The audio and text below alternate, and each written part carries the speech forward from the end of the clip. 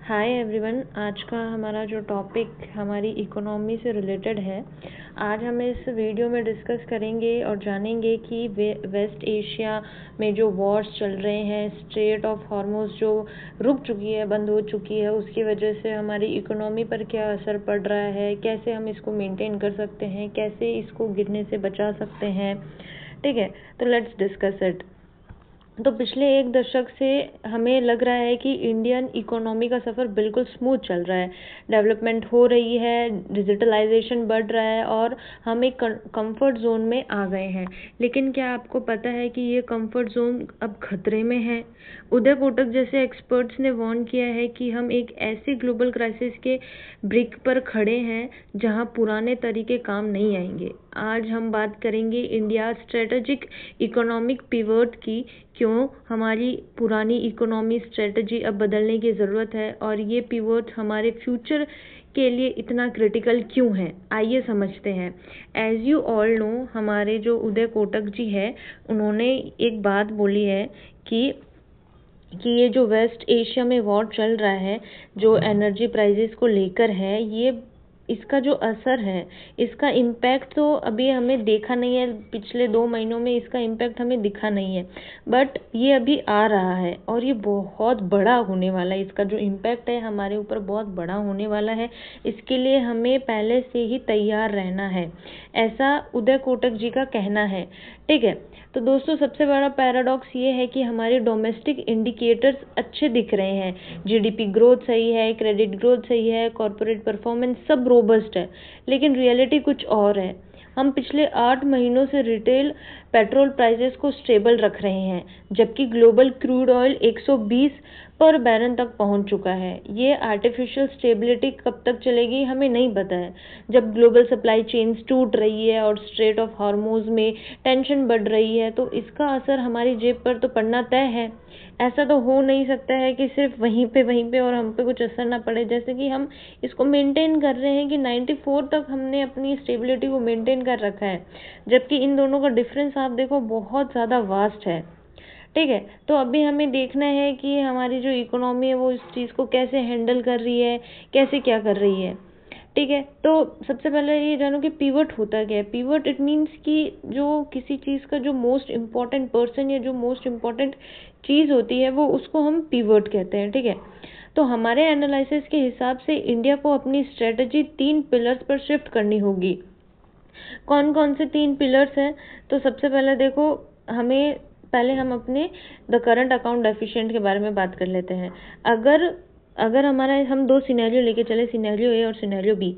अगर सिनेरियो ए होता है कि अगर ऑयल जो है वो $60 हो, तो उस चीज़ को हम मैनेज कर सकते हैं, उसमें हमारी फंडिंग आएगी $40 से $50 बिलियन। ठीक है, बट अगर ऑयल की जो प्राइस है वो $100 प्लस उससे बढ़ जाए, तो हमें $150 चाहिए होते हैं। इससे हमारा जो करंट अकाउंट डेफिशिएंट है वो 2.5% नेगेटिव में चला जाएगा। ठीक है, उससे करंट डेफिशिएंट इतना हो जाएगा हमारा। तो अभी हमने बात की थी कि हमें पिलर्स की ज़रूरत है। कौन कौन से पिलर्स है, क्या क्या है? तो देखो, सबसे पहला होता है offensive industrial policy. Industrial policy में इसमें हमें क्या क्या कही होता है कि सिर्फ इंपोर्ट सब्स्टिट्यूट नहीं करना है, बल्कि ग्लोबली कॉम्पिटिटिव यानी कि नेशनल चैंपियंस बनना है। हमें मेक इन इंडिया को प्रमोट करना है, स्वदेशी अपनाना है।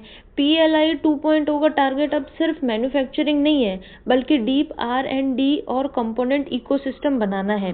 स्ट्रेटेजिक मार्केट कल्टीवेशन क्या है कि हम किसी एक पार्टनर पर डिपेंड नहीं रह सकते। हमें अपनी डोमेस्टिक मार्केट को फोर्ट्रेस बनाना होगा और स्ट्रेटेजिक ट्रेड पैक्ट साइन करने होंगे, जो सिर्फ टैरिफ कम ना करे, बल्कि सप्लाई चेन सिक्योरिटी और टेक्नोलॉजी को डेवलपमेंट पर फोकस करे।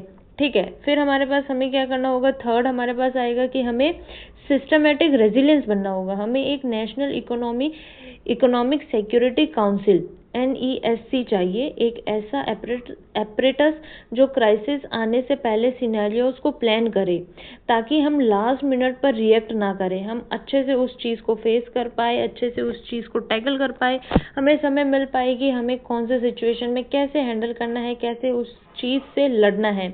ठीक है, फिर हमारे पास आता है कि अगर हमें इस चीज़ में स्ट्रॉन्ग बनना है, अगर हमें इस चीज़ को अच्छे से लड़ना है, तो हमें प्राइवेटाइजेशन तो करना ही पड़ेगा, ठीक है। इसका एक बहुत ही इंटरेस्टिंग एनालॉग है कि प्राइवेट सेक्टर फैक्ट्री के अंदर के 50 मीटर संभाल सकता है, ठीक है। प्राइवेट सेक्टर जो है वो फैक्ट्री के अंदर का 50 मीटर आराम से संभाल सकता है, बट उसको बाहर के 50 मीटर चलने के लिए, ठीक है, उसको अगर बाहर का जैसे लॉजिस्टिक्स है, ब्यूरोक्रेसी है, जुडिशरी है, पावर है, ये सब किसका काम है? ये सब स्टेट का काम है। इंडिया का पिवट तभी सक्सेसफुल होगा जब स्टेट अपनी गवर्नेंस को प्राइवेट सेक्टर की तरह अजाइल बनाए। यानी कि अगर हम अपनी गवर्नमेंट्स को, अगर हम अपने जो फैक्ट्रीज है, हमारे देश में फैक्ट्रीज को बढ़ाए, ठीक है, प्राइवेटाइजेशन करे, बाहर से आने वाली कंपनीज को हमारे यहाँ पे इन्वेस्ट करवाए, यहाँ पे उनको इन्वेस्ट करने के लिए मजबूर करे, ऐसे आजकल जो एआई चल रहा है वो एआई को हम सीखे, उससे हमारे जैसे डेटा है उसको एनालाइज कैसे करना है, सब कुछ डिजिटलाइजेशन हो रहा है आजकल, उस चीज़ को कैसे मैनेज करना है, अगर वो हम सीखने लग गए तो क्या होगा कि हमारे यहाँ पे प्राइवेटाइजेशन बढ़ जाएगा। जो बाहर की कंपनियां हैं वो हमारे यहाँ पे आके अपनी फार्म लगवाएगी, यहाँ पे इन्वेस्ट करना चाहेगी, ठीक है। सिर्फ सरकारी नौकरी से कुछ नहीं होता है। आने वाले टाइम में सरकारी नौकरी की वैल्यू इतनी नहीं होगी जितनी प्राइवेट सेक्टर की होगी। और प्राइवेट सेक्टर, अभी जो आने वाला प्राइवेट सेक्टर है उसमें हमें कुछ नया सीखना पड़ेगा। जो आज की जनरेशन, आज की जो नीड है, जो मोस्ट इम्पॉर्टेंट नीड है, जैसे कि एआई है, इसको सीखना बहुत इम्पॉर्टेंट हो गया हमारे लिए, और इसको सीखना समहाउ ज़रूरी भी है, ठीक है। आज अभी आने वाले टाइम में आई थिंक मतलब ज़्यादातर सारी चीज़ें एआई पे डिपेंड हो जाएगी, ठीक है। हमें उसको सीखना ज़रूरी हो जाता है, ठीक है। तो फ्यूचर क्या है? अगर 2035 तक क्या होगा? 2035 तक इंडिया का ग्लोबल शेयर जो है पीपीपी के टर्म्स में 13% तक बढ़ सकता है, पर ये तभी होगा जब हम एआई, सोवरेनिटी और डिफेंस मैन्युफैक्चरिंग में आत्मनिर्भर बनेंगे। तो सबसे इम्पोर्टेंट हमारे लिए अभी यही टास्क है कि हम आत्मनिर्भर बने। ये मतलब पता है कि भाई 1 मिनट में हम नहीं बन सकते, 1 दिन में, 1 साल में नहीं हो सकता, ये धीरे धीरे होगा। ये धीरे धीरे कैसे होगा? जब एज ए सिटीजन्स हमारी जो ड्यूटीज़ हैं हम उनको फॉलो करें, स्वदेशी अपनाएं, मेक इन इंडिया को प्रमोट करें। जो मोदी जी ने बोला है कि जो 7 उन्होंने पॉइंट्स बोले हैं हमें कि उनको फॉलो करो, गोल्ड को मत खरीदो, बाहर जो हमारा डेस्टिनेशन वेडिंग है उनको रोको, जो इम्पोर्टेंट अब्रॉड टूर्स नहीं है उनको रोको, अपने जो केमिकल फर्टिलाइजर्स है जो हम इंपोर्ट करते हैं उनको पॉज दो, उनको सर्टेन 25% से लेके 50% तक कम करो, ताकि उससे हमारी जो मदर अर्थ है वो हील हो। एडिबल ऑयल पर 10% की कमी लाओ, because that is good for our health और फॉर आवर कंट्री, ठीक है। वर्क फ्रॉम होम को अपनाओ, ताकि जो पेट्रोल डीजल हमारा खर्च हो रहा है, जो हम बाहर से इंपोर्ट कर रहे हैं, वो बच सके, हम अपने फॉरेन रिजर्व्स को बचा सके। ये कुछ सारी चीज़ें हैं जो कि हमारे लिए करना बहुत ज़रूरी हो चुका है, बिकॉज एज ए सिटीज़न अगर हम ये सारी चीज़ें करते हैं तो आने वाला जो टाइम है, जो इकोनॉमिक क्राइसिस होने वाले हैं, उससे हम बच सकते हैं। अल्टीमेट देखो, जिनकी सैलरी 30,000 से लेके 50,000 तक है, वो इस चीज़ को सबसे ज़्यादा फेस करेंगे। ये जो इकोनॉमिक क्राइसिस आएगा उन पे सबसे ज़्यादा असर उन्हीं पे पड़ेगा। बाकी जो लोग हैं वो मंथली अच्छा कमा रहे हैं, उनके लिए इतना ज़रूरी नहीं होगा, बट जिनकी इनकम कम है, जो लिमिटेड अमाउंट ही कमा पा रहे हैं, उनके लिए बहुत ज़्यादा इम्पोर्टेंट हो जाता है कि वो ये सारी चीज़ें अपनाए, जैसे कि फॉरेक्स रिजर्व्स को प्रिजर्व करे, फॉरेन ट्रैवल को रोके, ठीक है। जो आपको वेडिंग्स करनी है वो डोमेस्टिकली हो, यानी कि अपने ही कंट्री में हो। गोल्ड परचेज पर कम से कम 1 साल तक पॉज कर दे, ठीक है, उनको पॉज करे, उनको ना खरीदे, और जो ऑर्नामेंट्स आपके पास है उनको स्टोर करके रखे। वर्क फ्रॉम होम करे, जिसकी वजह से डेली फ्यूल कंजम्पशन है वो कम होगा। अभी एक न्यूज़ आई है कि अभी हमें बताया जा रहा है कि हमारे पास सिर्फ 45 डेज का एलपीजी गैस सिलेंडर एलपीजी है, जस्ट 45 डेज का। उसके बाद क्या होगा कि हमारे जो एलपीजी के प्राइजेस है वो बहुत ज़्यादा बढ़ जाएंगे, और ये जो है इनके ये जो प्राइस इनके हाइक्स होंगे, ये इनका सबसे ज़्यादा असर गरीब लोगों पे पड़ता है, जो मिडिल क्लास फैमिलीज हैं उन पे पड़ता है। उनके पास लिमिटेड फंड होता है, उनके पास लिमिटेड सेविंग्स होती है, उनके पास लिमिटेड इनकम होती है।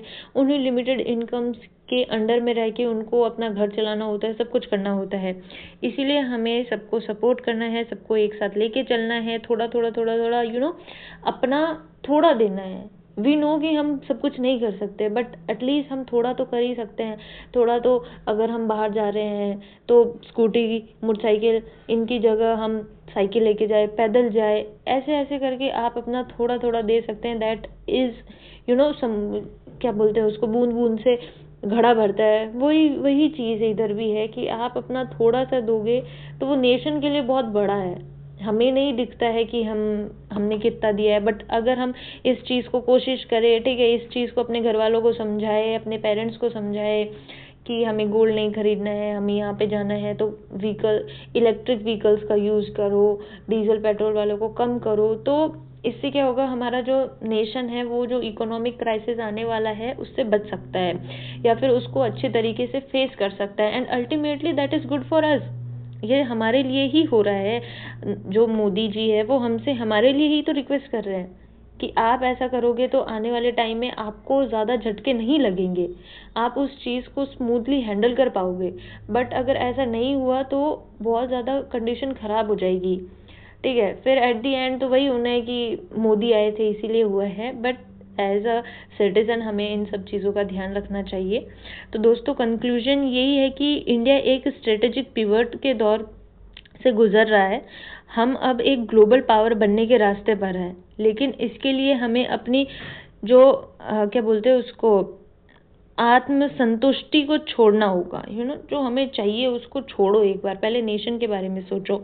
इन्फ्लेशन प्रेशर है, ग्लोबल कॉन्फ्लिक्ट्स है और सप्लाई चेन वॉलेटिलिटी हमारी अग्नि परीक्षा है। हमें इस अग्नि परीक्षा में क्या होना है, हमें इस अग्नि परीक्षा में पास होना है। हमें इस अग्नि परीक्षा को ऐसे ऐसे इसको एज अ चैलेंज लेना है कि नहीं, बस ये तो मुझे करना ही करना है। जस्ट थिंक कि अगर ये सेम सिचुएशन हमारे घर में हो जाए कि भाई पैसों की कमी है, कुछ पैसे हैं, 10,000 है, इनकी ये 10,000 ही है हमारे पास, इससे ज़्यादा है ही नहीं, तो हम क्या करेंगे? हम सारी चीज़ों पर अपनी जो चॉइसेस है, अपनी जो जो चीज़ें हमें पसंद है और जो भी घर में चीज़ें होती हैं, हम उनको थोड़ा थोड़ा थोड़ा कट करते हैं, ताकि ये जो हमारे पास सेविंग्स बची है उनको हम रिजर्व कर सकते, ताकि कोई मुसीबत आ जाए, कोई बुरा टाइम आ जाए तो उसमें हमारे साथ ये सेविंग्स रहे और हम इनको यूज़ कर पाए। सेम वैसा ही कंट्री के साथ हो रहा है, हमारे नेशन के साथ हो रहा है।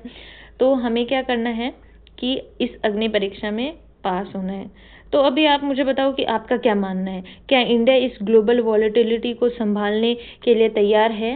कमेंट में अपनी राय ज़रूर बताएं। अगर आपको ये एनालिसिस अच्छा लगा तो वीडियो को लाइक करें और चैनल को सब्सक्राइब करें, ताकि हम ऐसी ही जियो इकोनॉमिक अपडेट्स आप तक पहुंचाते रहें। Thank you so much. जय हिंद।